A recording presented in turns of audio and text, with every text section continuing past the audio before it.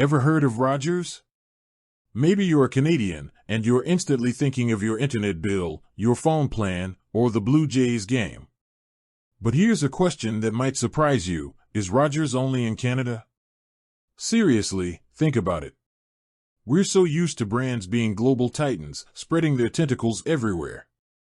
Coca-Cola, McDonald's, even tech giants like Apple, they're household names worldwide. So, why not Rogers? Why does it feel like this massive company is confined to just one country? Let's unpack this, shall we? Because the answer isn't as simple as a yes or no. We're going to dive into the history of Rogers, explore its core business, and look at the broader context of the telecommunications industry to understand why this Canadian giant hasn't exactly conquered the world. First, let's rewind a bit. Rogers Communications, as we know it today, was founded by Ted Rogers in 1960.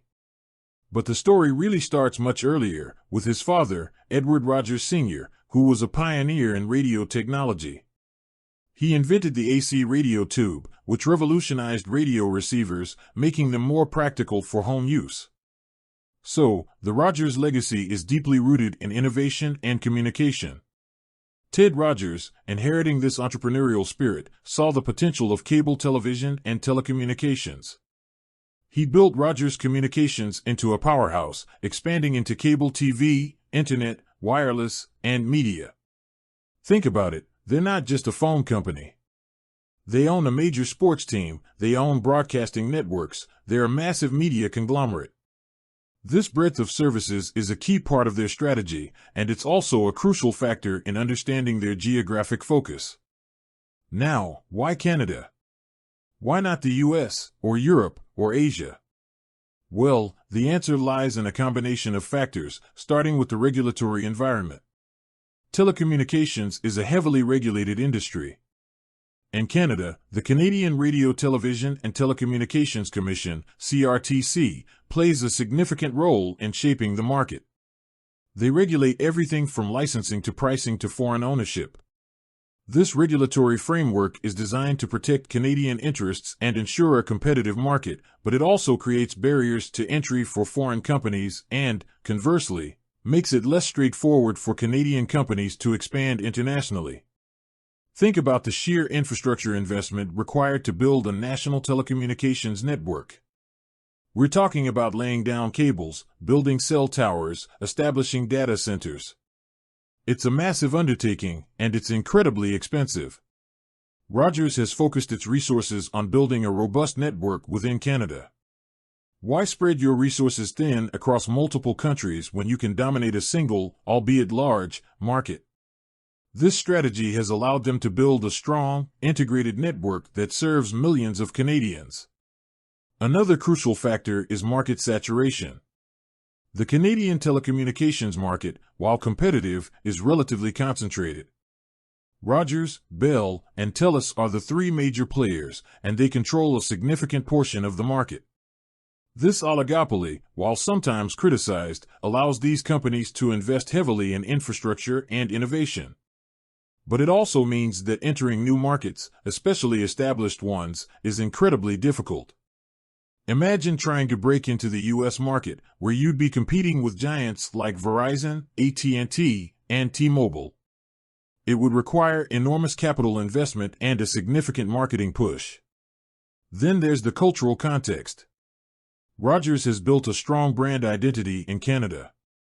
They're associated with Canadian sports, Canadian content, and Canadian values. This local focus resonates with Canadian consumers and gives them a competitive edge. Trying to replicate this brand identity in a foreign market would be a significant challenge. Building trust and recognition takes time and effort, and it's not guaranteed to succeed. Let's also consider the nature of the services they provide. Telecom is not like selling consumer goods.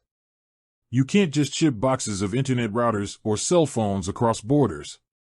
It requires building and maintaining complex networks, which are geographically bound. While there are international roaming agreements and global telecommunication standards, the core infrastructure is localized. This makes it less feasible to simply expand operations to other countries. But is Rogers completely absent from the global stage? Not entirely. They do have international partnerships and roaming agreements with other telecommunications companies. This allows their customers to use their services while traveling abroad. They also invest in international content for their media platforms. But these are partnerships and content deals, not direct operational expansion. There's also the question of strategic focus. Rogers has been very focused on consolidating its position in Canada. Their acquisition of Shaw Communications is a prime example of this. It's a massive deal that strengthens their position in the western provinces and expands their cable and internet footprint. This acquisition alone represents a huge investment of time, resources, and capital. Furthermore, consider the competitive landscape. While the Canadian market has its own challenges, it's also relatively stable. Expanding into new markets would expose Rogers to new competitors, new regulatory environments, and new economic risks. It's a significant undertaking, and it's not always worth the potential rewards. Now, let's address the elephant in the room, the future. Could Rogers ever expand internationally? It's possible, but it would likely involve a very different strategy than their current one. They might focus on niche markets, or they might partner with existing telecommunications companies in other countries. They could also explore new technologies, like satellite internet or low-latency networks, which could potentially overcome some of the geographic limitations of traditional telecommunications. So, to answer the initial question, is Rogers only in Canada? Yes, in the sense that their core operations and infrastructure are confined to Canada. But they do have international partnerships and content deals, and they are part of the global telecommunications ecosystem.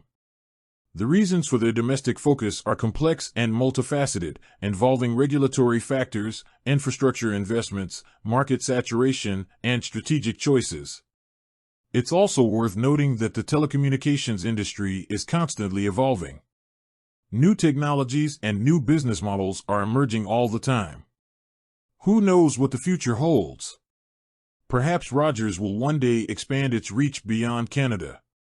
But for now, they are a Canadian giant, serving millions of Canadians and playing a crucial role in the country's telecommunications landscape. We see that Rogers has made a choice.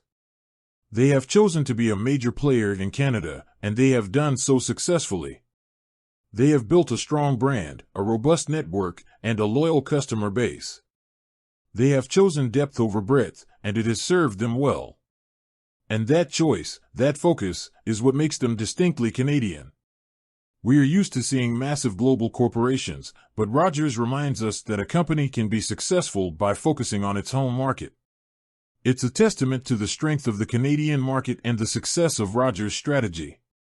With that said, thanks for watching, and until next time.